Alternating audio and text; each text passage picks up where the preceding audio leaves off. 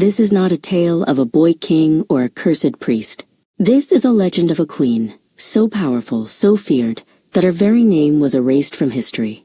The Bedouin call it the Tomb of the Forgotten Queen.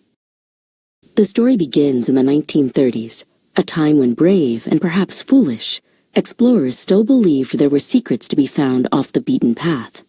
A pair of French explorers, driven by a map said to be older than the dynasties themselves, ventured into a remote, forgotten corner of the western desert. They were a determined pair, dedicated to documenting their discoveries, but they vanished without a trace before they could ever publish their findings. Their disappearance was an enigma, but the legend of their discovery remained. For decades, the area they vanished in was avoided, a place of ill omen. Then, years later, locals living on the fringes of the desert began to report something new.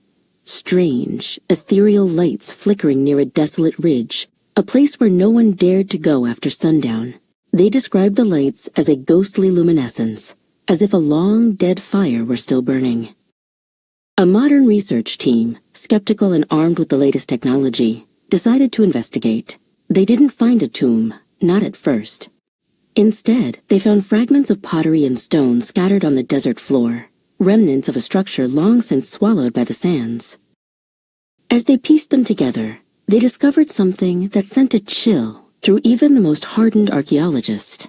A series of exquisite jewelry fragments inscribed with a royal name that had never been seen before. The name was Nefersera. Not a name from the annals of the great pharaohs, not a footnote in the temple archives. Not a single mention in any of the countless papyri recovered from the dusty libraries of ancient Egypt. Just that one name, on those few precious fragments. And among those fragments was a single cryptic carving. It depicted a queen, regal and powerful, seated beneath a magnificent crescent moon, a symbol of the night and of hidden power. Beneath the image were the words, "She who speaks in dreams."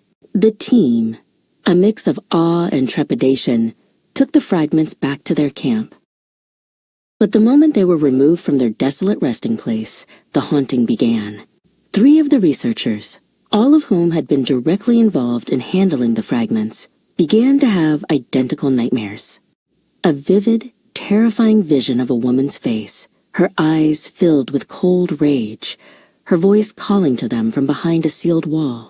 It was a voice that promised eternal darkness if they did not return what was stolen.